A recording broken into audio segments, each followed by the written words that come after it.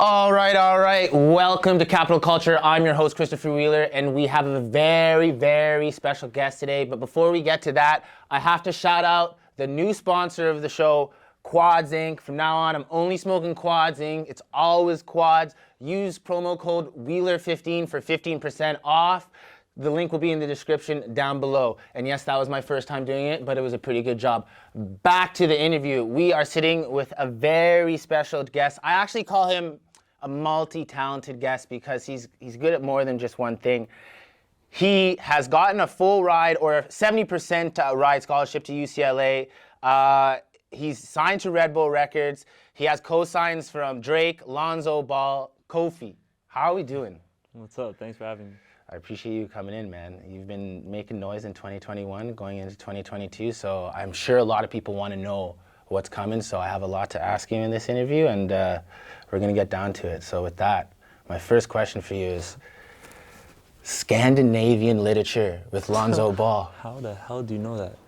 How the hell did that happen? Can you explain a little bit about that?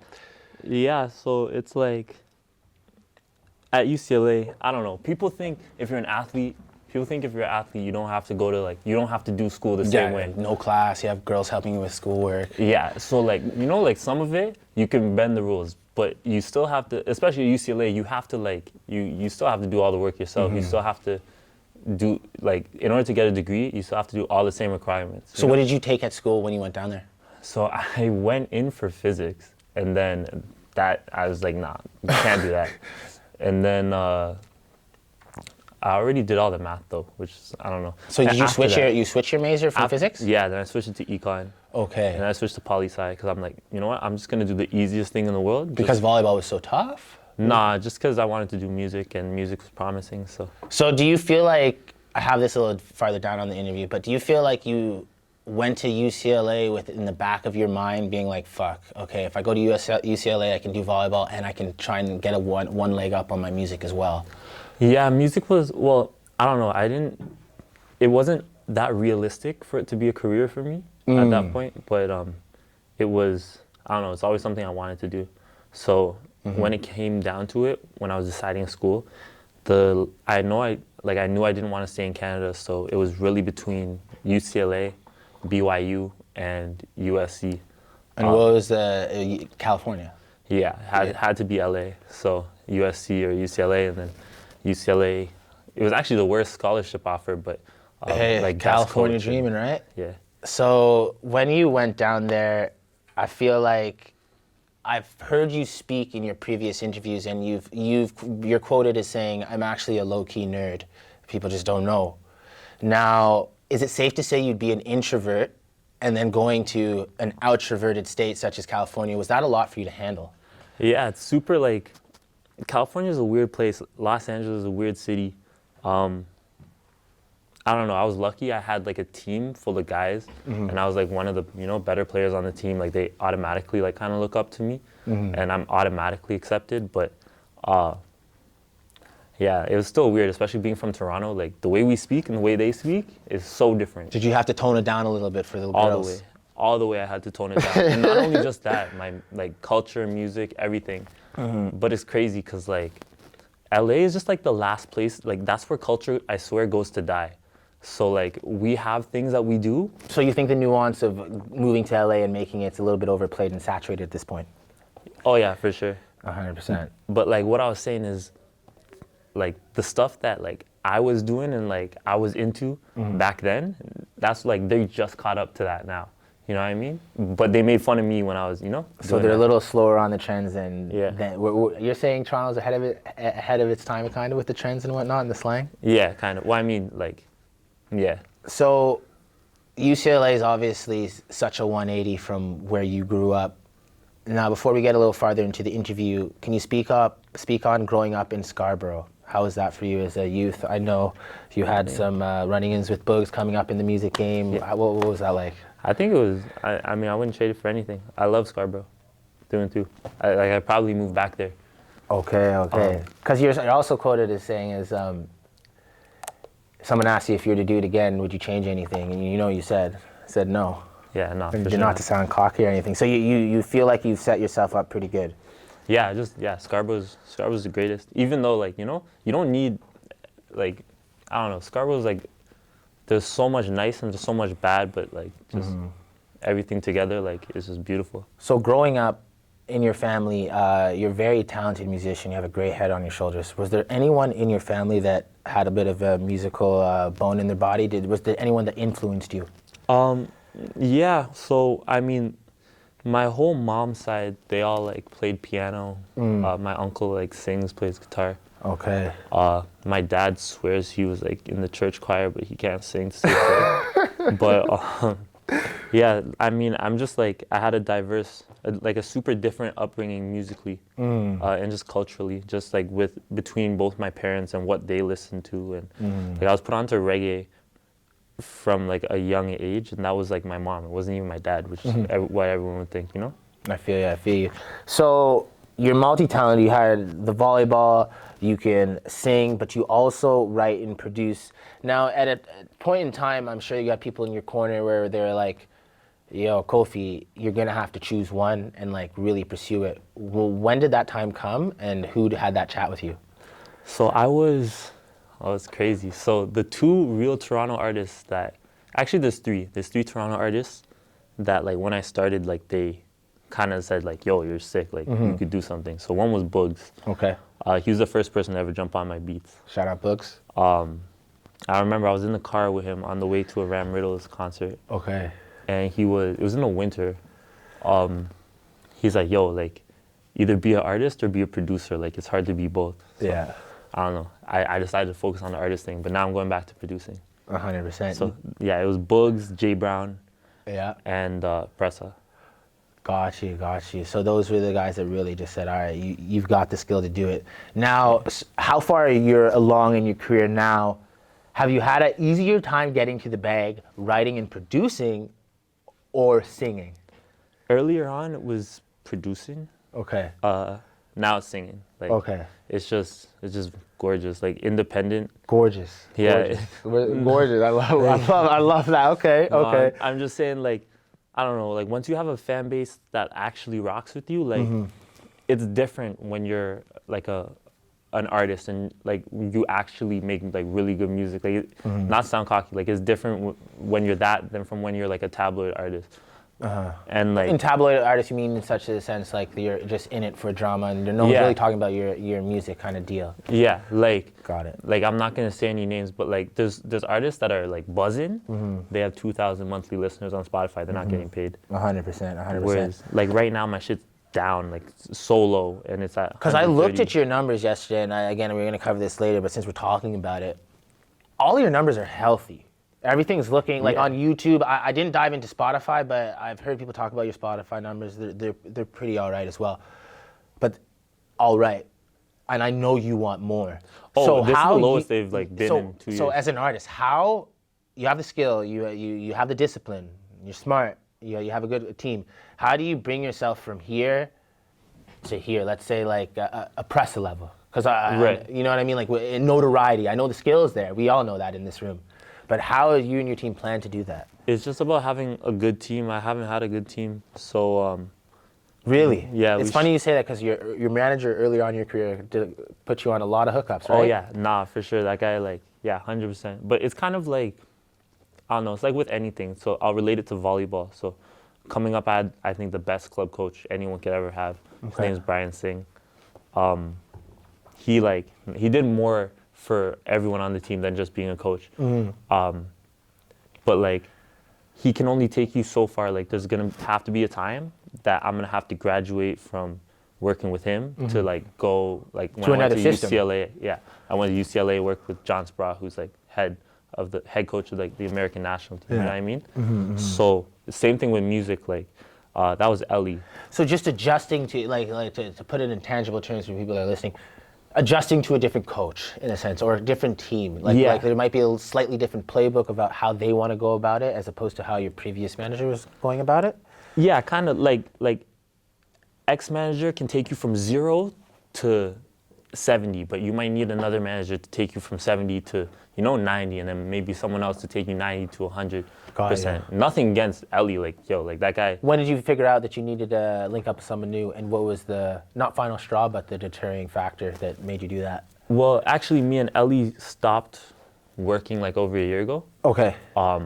Just like based on some personal stuff, like some volleyball stuff too. Gotcha. But yeah, no, I'm Is super. is Ellie in volleyball as well? Is that how you? Yeah, that's how I Got met you. him. Sorry. But he's yeah, no, I'm like forever grateful for everything Ellie did. Like there's stuff like he did as a manager, like this guy came and lived in LA in our laundry room, like to help me out day to day, like no one's gonna do that. Yeah. That's just like That's what I close mean, to like, blood kind of, like, you know what I yeah, mean, like- family shit. So it's always gonna be love there.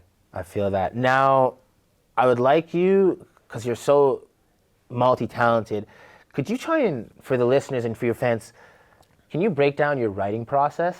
Because I know you're quoted in, you're like, sometimes a hit song like Wake Up or Come Up will take an hour, or sometimes a great song will take 20 hours.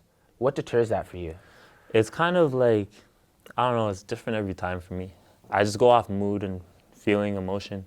A lot of it for me is chord driven and melodically driven. But then again, like words are also super important. So like lately I haven't even been writing as much because I used to write just like, I don't know, I'd write like 5 songs a day.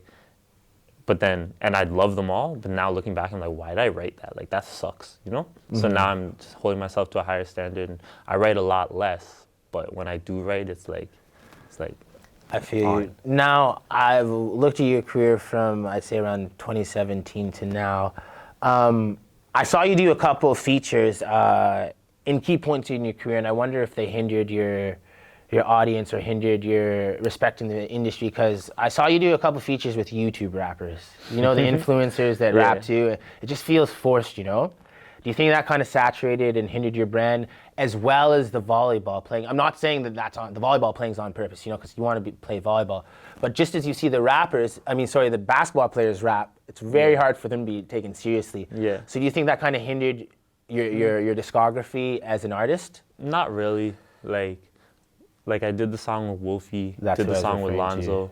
Lonzo, I'm gonna give you, because he can rap. He can actually rap. And notoriety-wise, it makes sense. But for instance, if you look at the other one the guy that you did with Wolfie, he doesn't rap anymore. Yeah, no. He just stopped. So if someone sees that, you know what I mean? I mean, it is what it is.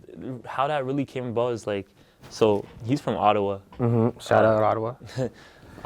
Team Canada trains just across the river on the Quebec side, yeah. So I would spend every single summer there, and we were just homies. So I feel that. Coming from it was honestly it was a lob from him to put me on that track. Because he had a lot of notoriety. He had more notoriety than you. And he to this day people are like, yo, I found out about you from No this way. song, but now I'm a fan because I love your music. You know what I mean? So there's some benefit. I was just asking on my whim, so I understand now. So there's still a funnel coming in from the 26 million views he got on some. He had notoriety. I get that. I'm just talking in the total sense of body of work. You want to keep that precious. I don't think TDE would be rapping with you. Yeah. You know what I mean? They take it there's steps to that kind of deal instead of just. I mean, I don't know. I struggle back and forth with trying to have a pristine body of work, and just putting out stuff to keep audience engaged. So. Now you're speaking about your former or friend Ellie, former manager Ellie. He hooked you up a lot earlier on in your career. Now there's a story I just want to, if you can elaborate on. You were at a party with Ellie. I tried to hear this correctly, and I had to play it back a few times because it was said so nonchalantly. And Ellie was playing music for Drake. And Drake looks over and he's like blase about the music, but then he's like, "Oh, I know that kid. I seen him on Bleacher Report." Yeah. Can you elaborate on how that went down, and maybe a play-by-play, because that's a crazy story. Yeah, I guess. Yeah, that was one of the craziest of my young life. That was so one of the craziest let me ask days. you, how do you even get to that party with Drake? So it's Ellie's party. Ellie's through the event. Okay. So it's not even just Drake's party, it's Drake and LeBron. So before that, I'm in an elevator with LeBron going up to the 40th floor of the this is just before that, of the Delta downtown, and he's grilling me. He's like, "Oh, so like, where do you go?" Because Ellie told him I play volleyball. LeBron is grilling you. Yeah. Can you say that just again? LeBron was grilling me. Like this was like just when, this was like just when we, like just when I signed, and he's like, "Oh, why didn't you go to Ohio State?" I'm like, what kind of question is know, that? But Ohio State had won the last 2 years, so I had to tell him. He's like, "Are they good at volleyball?" I'm like, "Oh shit." Like they won the last 2 years. Yeah. Okay. So and I was looking at Ohio State, but like they weren't gonna give me like. Yeah, but it is closer, right? So yeah, but like price was the same in terms of cost. I mean, all American schools are really like the same, unless it's a private school like USC. USC is like 80 bands a year American. Like, I don't know who's doing that. I had like a 98% scholarship there though. But USC is like a rich kid's school. Like Oregon, like the Oregon Ducks are one of the it's richest. Like worse than that. Like really, like it's for like rich kids. So like going to school in California, I don't want to bring it back up again. But my next question does have to do with Lonzo Ball, so it'll be a nice segue. Like, are you showing up to school and there's like Lambos, there's this? Is it like the only Lambo was like Lonzo's brother, like Jello. Jello. That's the only Lambo I've seen. Oh my God! So were you close with Jello as well? Hmm? Were you close with all three of the brothers? Nah, I was just close with, not even close. Like I don't know, we were just like two athletes. Like. Yeah. That did music kind of deal, and that's how you connected. Now you seem like have a gray head on your shoulders, but like just watching Lonzo as well, like he seems like a very quiet and disciplined person as well. Do you guys relate off character traits in that sense? Yeah, kind of. I mean, like. Yeah, I guess. Do we have more music coming from you and Lonzo? Lonzo? Do you still have what's the current relationship there? I haven't talked to him in a while. I should hit him up. Okay. So maybe a swing around for a track in the off season kind of deal. Yeah, maybe when he's in the off season. Right. Yeah, we have some funny stories like. So. Because it was like the same year with like TJ Leaf and like. You explained that I went to the Pacers, correct? Yeah. And you were saying girls were following him around and... it was ridiculous. Oh elaborate. My God. I want to hear this. I would never want to be a basketball player. Volleyball, like, it doesn't matter. Like UCLA, it's like literally like the most prestigious volleyball program like in the world, like most national championships, everything. Okay. Obviously nobody cares. Like, yeah. You know what I mean? But like the ball players, like the girls are following these guys around like crazy. Like, oh, I have nowhere to sleep. Like, can I sleep? I'm like, oh my God. Really? And then like, yeah. And then she's like, yeah, I'm a neuroscience major. And I'm like, bah. Like, because the girls of high stature just dropping so low. Yeah, I don't even want to talk about that. But well, I have to ask, what's the comparing? Is it even comparable, a Scarborough ting to a Brentford ting? Toronto has the most beautiful women. There you go. Y'all heard it here first. Okay. So seeing your discography at this point in time, and looking what you've accomplished, you have a song with 4 million views, you have a few songs with well over 1 million streams.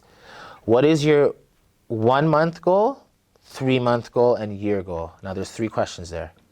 That's hard because everything in the music industry, like if you're really trying to set plays up, it kind of takes more than a month, you know what I mean? Okay, so let's go 3, 6, and a year. So 3 months, I'm trying to have at least 2 singles out properly. And what I mean by properly, like not independent, with the label and pushed properly. Your Red Bull Records, correct? Yeah. So, yeah, because all the stuff I released last year, that was all independent. Mm-hmm. What has the label said to you in terms of a plan? Like, have they sat down with you, like, we believe in you in this way? Can you give a little bit of stuff about that? Yeah, we were actually scheduled to go end of last year, but I had like a crazy falling out with my management. So, can we talk about that? Oh, ask me any questions. We're open. All right. So obviously, Ellie was very great at the beginning of your career. So what was wasn't Ellie. I understand that. So what was the comparison of Ellie and this manager in the sense of like, man, you're blessed to have Ellie, and now dealing with this. What happened? This guy. Floor is yours. If I could explain someone who doesn't do anything, and tries to make you feel like you're not doing anything when you're doing everything. Yeah, that's him. Like, okay, like, so like, I was doing everything. Like, when you're releasing songs with labels, you have to clear everything. You have to, every beat, you have to get signatures and contracts. I was doing that. And that's his job. Absolutely, that's his job. Not even just that, marketing plans. He doesn't know what he's doing. I'm helping him with that, and I don't even know what I'm doing. Like, I do more than like more than a lot of people, but like not more than a proper manager does. That's what I'm saying. So and when then did it got you know? to a point where like the label, they were even like, yo, like we're gonna drop this kid, if you don't. If I don't get a new manager like this. They didn't say that, But like we they couldn't didn't say say honest. that like to force me to do it, but like you could tell like nobody wanted to talk to this guy. This guy's just like And was it a maturity thing? Was he older than you, younger than you? this guy's a whole grown ass man. Fuck, eh? So what was the process of finding a new manager, and are you happy with your current manager? Oh, my new manager, this guy's perfect. In knows what he's comparison, doing. like he knows what, like, speak on the difference. What has he brought to the table that your previous managers didn't? So the reason like I don't want to flame people, but like this guy's not a manager. This old guy, he wasn't a manager. He So was why did you get finessed? What does that say about you? I don't even want to talk about it. Okay. But like, yeah. So like he wasn't even a manager. He just kind of luckily got into that situation. And then my new manager is actually a manager. He's really fucking good at your job. So he's getting everything signed. He's you're about to ask. He says it's done, kind of deal, and it's like, that type of shit. okay. So there's one conversation we had off camera, and I think it's super interesting because it's kind of a pivot or a digital pivot. Some would say you've made the decision to rap a little less and start singing. Is that because you think you could be a little bit more marketable being that light-skinned, tall singing nigga? Or then that light-skinned rapping nigga about that? You don't rap about ops or whatnot, but you think it's just more a marketable thing? So the way I look at it, I'm just like, it's just about numbers and bread. Who's like, if you ask any like the thing is, I came up in like kind of like the street scene in a sense, like of what I'm listening to. So like I see guys, like I used to see guys like Northside Benji, that guy's out of here, that guy's a god, you know? Doovie, that guy's out of here, that's a god. Yeah. You look at their numbers, compare their numbers to a guy like Ali Gotti, who no one really like. Ali Gotti, sorry, exactly, sorry, who? See? Right, okay. Like 200 million views, like. But not big on YouTube, not No, been 200 talking. million views on YouTube. Okay. Like from Saga or Brampton or somewhere. Okay. And what? Do you, Like, have you heard he's of Ali paid. Gotti? Have you? No. Damn, shit. I might be saying his name wrong, I don't know. Okay, sorry if we're doing that. We'll Yeah, I'm so sorry. You're saying it's just about there's different ways to get to the bed. You don't have to be that guy in your face all the time. It's just about Not even, they're different bags. Like the rapping bag is down here. The singing bag is up here. It's The just 'cause it's a biggest bigger net. rapper in Canada, the biggest rapper out of Canada, and it's not just this year since he's really popped off. It's been like this for a long time. It's Pressa. Yeah. Pressa for like the last 4 or 5 years has been, I swear, numbers-wise, the biggest rapper in Canada. Yeah, of course.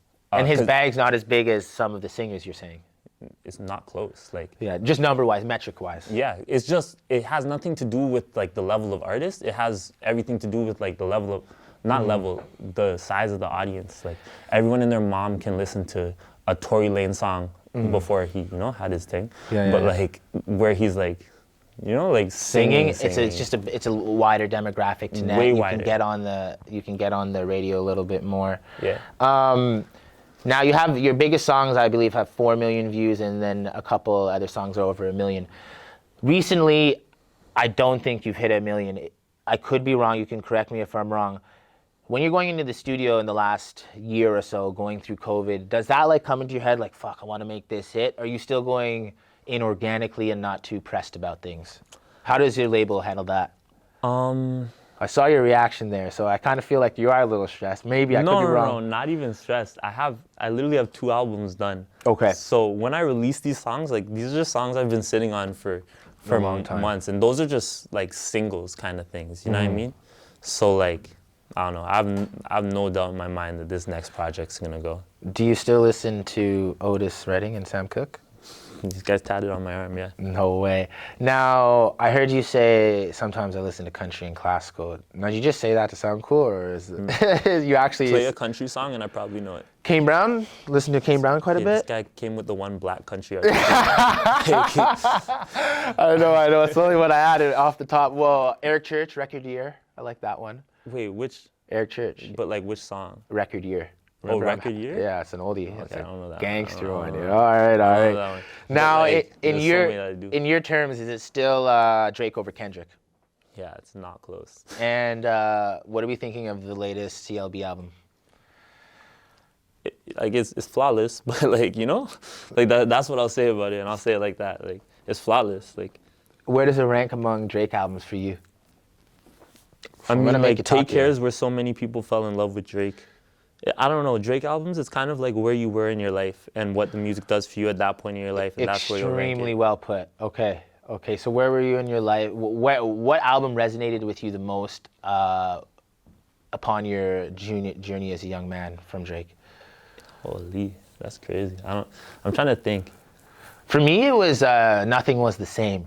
You know, because Yeah. I was just moving to Toronto for school. You know, I was like, yo, this nigga spit. Like, Yeah. let's go. Like the renditions on that one. Like I think if we just think about a Pound Cake from Time, the outro on that one was crazy. Like I could go on, man. Or 305 to My City. Like he just got in his bag. Or I'll have to say, oh fuck. If you're reading this, it's too late. Yeah, Like, that one's a sleeper. That's I such think a it might be sleeper, the like, best one, bro. Jungle and oh my god. what- Legend? Yeah, that's crazy too. What's the song? What's it called? Oh, You and the Six. That one is the biggest sleeper on the record. What about No Telling, the bonus track at the end of it, when you Crazy. had that? That thing with Kendrick? Yeah, That one? yeah, at the yeah, end? yeah. Yeah, no, that's crazy. And I feel like, isn't Kendrick on Take Care in a secret bonus track? Could be wrong. I could be wrong at the if it play. I don't even know, probably. Fuck, man, because Yo, and the thing about Kendrick, like, I've had so many arguments about Drake versus Kendrick. For me, it's Okay. Drake 10 out of 10. What do they but- say out of Scarborough mostly? Is it they're mostly Drake and Yeah. yeah. But in LA, holy, like, but these guys would like denounce me like, I don't know, they think I'm not a Kendrick fan. And then they'd play like the craziest Kendrick tracks and I'm rapping it word for word. Cause I love Kendrick. I'm a fan of Kendrick. I listen to his albums, like, you know, got his mastering engineer to master my whole album just cause, you know, Okay. like, Speaking of that, like I feel like you have a lot of connections across the border. Your album. You said you have 2 albums done. Do we have any American features on there that are like notable that you can say on the interview so that I can get a little? I mean, I already had a song with Nuda. There's another one on the album. You know Nuda? NUDA. Noodah. 05. Nuda. Oh, okay. I've Like, seen her. I've seen her on 4PF. playlist. It's a girl, correct? No, it's a guy. He's one of Fucked the up. We're gonna have to cut that one out. No, I'm he's good. one I'm of good. the 4PF guys, like little baby Oh, okay. Okay, see, the 4PF cosign got me right there. That's crazy. So you have someone from Lil Baby's camp on your album, Nuda. Anyone else? Anyone else like that you yeah, could drop? 2K baby. Okay, I feel like okay, but LB Spiffy had yeah. There's So, some more, so I'm not gonna drop the other. but you ones. have some that no one's done before. I'll say that are people are gonna be like for instance when I'm trying to work on like America's cool. I'm trying to do some UK, UK. shit. Yeah, So, some like, UK shit or some more African shit. What about Losky? That would be That sick. could be crazy. Because Lil Bray did a track with Losky a few Yeah. years ago, which just went crazy. Who do you listen to in the UK? Oh, I'm a different guy. Like, I don't know, like, I mean, like everyone listens to, like obviously Central C, Okay. Fredo, crazy. Yeah. Dutch Valley. Yeah, Dutchy was hard. Had a little problem Yeah, I in the know. press last After year. that, I don't know about all Yeah, that. that was I sus. don't know nothing but none of that. But, like, If you only knew. holy, yo, you notice every single one of his songs, he talks about burning some piece of cloth. Like, Yeah. Or bleaching it. Yeah. Like I felt. so pissed I ruined that Canada goose. Yeah, no. I feel like he. Oh, just Millions single. is crazy. Yes. The one with the Peaky Blinders remake that he made. What was off of? Zero. Getting money like Robert De Niro. There you go. There Yo, you he go. had this one song, everyone knows this, like Laga. Okay, I haven't heard that one. He like, that video, that might be the craziest music video I've ever seen in my life. Well, I don't remember. It looks Laga? like Is it recent by Dutch Valley? No, it's by Millions. Millions. Okay, because I feel like Dutch had a song with Millions. That's what I got mixed up. Yeah, That's crazy. That video, like visually, it's crazy. Like he looks like, he shot it in Kenya. It's like, Crazy. Kind of like Morrison Wow. goes down quite a few times to Africa to shoot a bit. Now, this isn't normal though. Like, Okay, I'm gonna he have to looks check this he looks shit like out. a hostage. Like, this is the craziest video I've ever seen in my life. I That's watched it, I'm crazy. like, what? Oh my God. Now, I heard you referenced before in a couple of your interviews, if you were to move to Europe, Paris would be the spot. Mm-hmm.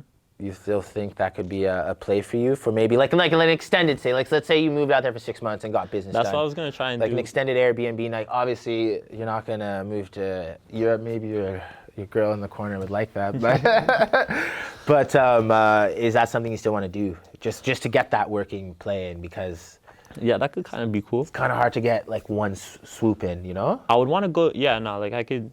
I don't know. Red Bull has a studio in Paris. How did that connection come out? Like you were independent, you're independent, and then you started shopping labels. Who else? So I didn't go to any labels. Like they all came. Fuck, eh? They all just came from Came Up. I wrote Came Up and. Really, they just came running, eh? But Came Up was like what, 2 years ago? Maybe even more now. So that means you kept them on the standby for 2 years, and then said finally, all right, I'll take one. Because you said is that kind of what because I did like I did an EP with Red Bull like 2 years ago, and then you get after free Red that, Bull? Sorry, I don't know, it's a stupid question, but you got free Red Bull? I got so much free Red Bull, so much free Red Bull. No way. So you don't drink too much, or you just gave it away? I had to slow down. Late nights in the like, studio, it's so eh? good. Like, why wouldn't I drink something that tastes amazing and makes you feel amazing? Like, Yeah, why it wouldn't I locks do you in, it? especially when editing and like trying to lock in. How many times a night you spend in the studio? You find 5, 6, 7? Yeah, You're a I'm in there workaholic. every day, and then I usually come back every night. Fuck. Okay, well, I think I have all the questions done. Going forward, I have 2 more actually. You've seen artists in the city that are just as skilled as you, if not more. Do you think you'd want to fish for a Drake verse? I know you've had Drake DMs and Drake chats and whatnot. Is that something you'd want to get down the line? Everyone wants a Drake verse. Like, Do you? Okay, let me see. that's Do you like feel like the you're immediate stamp of out of here? Do you feel like you deserve it? Because you've been working hard as long as someone that just got a Drake verse. If not, you guys started around the same time. You've been in music just as long as him and been putting out the same amount of quality. So is that something like, hey, maybe knock on the door, he's DM'd you? Has there ever been a talk of a possible track, is what I'm saying? Nah, never been talk of like a track. I don't know. I don't know if I deserve it yet. Very Hard work. honest. Nah, like this that. is like not skill wise. Just like, You yo, need like, some more work. yeah, like that guy is very established. He's paid all of his dues. I'm still, doing that. Okay, so you think the artist that got one had paid a few more dues than you, and you're on your way. Because I feel like you're on the block, you know what I mean, of the maybe 4 or 5 guys in the next 2 or 3 years kind of deal. Listen, if it happens, it happens. I don't know. I realized kind of early in my career, you have to stop looking for like cosigns and looking for like people to like reach out a hand and bless you, because like that hasn't really happened. So like, I base my moves off of that's not gonna happen, and instead of looking up for help, like you look out towards your fan base, and you connect with your fan base, show them a lot of love, and they pay it back to you. All right, well, with that being said, that was the interview with Kofi. Now, Kofi, do you have anything coming in 2022 for your fans? Say, there's your close-up. Yeah, so 2022, I'm going to be dropping a lot of music. I know I haven't dropped a lot of music in a while, but there are going to be a lot of big drops. Okay, so you heard it here first. Lots of music coming from Kofi. Thank you for joining me and Kofi. I'm your host, Christopher Wheeler. This has been Capital Culture. Shout out the new sponsor, Quads Inc. as well. Plenty of stuff to come from me and him as well. So if you're not smoking, start smoking. We'll see you next time. Chris Wheeler out.